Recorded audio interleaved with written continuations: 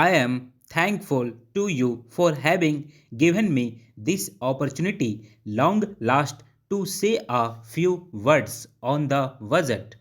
Already much has been said, and I think the finance minister has come in for his share of congratulations as well as criticisms.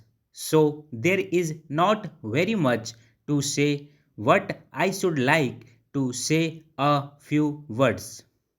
The increased development expenditure and the absence of any new taxation has earned for the budget a good response even from the businessmen. I especially welcome the relief given to the middle classes by raising the exemption limit of income tax in respect of personal income. No doubt this is some relief to the middle classes, but I would request the finance minister if he could to raise this exemption limit from rupees 4,000 to rupees 6,000, as that would give substantial relief to the middle classes. I am indeed glad that the Taxation Inquiry Commission has been appointed with Dr. John Mathai as the chairman, and I am sure that many of the vexed problems may be solved through this commission. At the same time, I would request the finance minister to put off the estate duty bill for the present, since this inquiry commission has been appointed and they may go into this question. For I feel that it is not an opportune moment to put on more taxes on the people. Already, as Mr.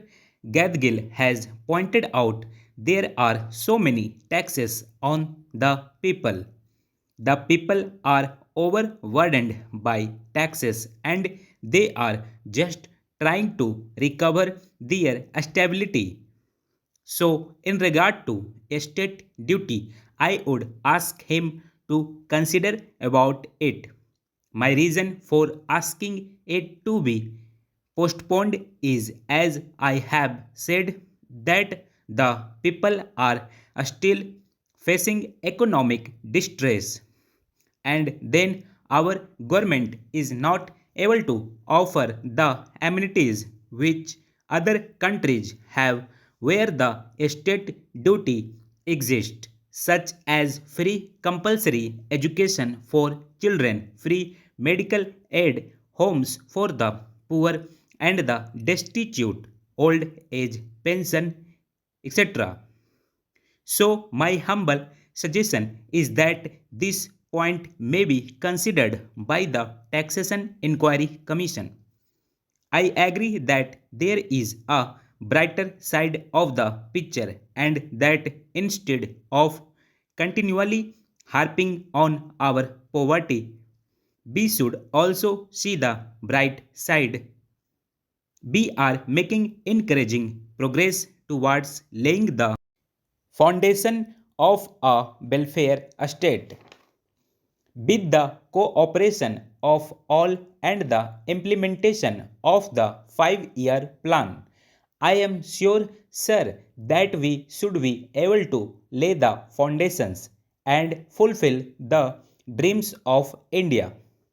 It is indeed encouraging to know from the finance minister that there is a tendency of lowering food prices all over the world, and in that case the prices in our country too would be lowered. Regarding defense, for obvious security reasons, I do not agree with my friends who say that the expenditure should be curtailed. It is not advisable to take any undue risks and slacken the defense arrangements. Indeed, defense is one of our valuable assets, although strange to say, there seems to be adverse opinion in some quarters. I agree with what General Cariappa once said that God and army are remembered only when there is trouble. The army consists of the most disciplined and loyal set of young men. It would not be proper to affect economy in the pay of these brave officers, as it would not be an incentive for the right type of young men to join the army, and it would become ineffective and inefficient. I believe already officers who were drawing rupees 1400 as their pay are now getting only rupees 700. It is very hard for those officers on field duty to establish separate establishments for their families and for their children, and I would especially appeal to the finance minister to see that the family allowances may be restored to those officers who are on field duty.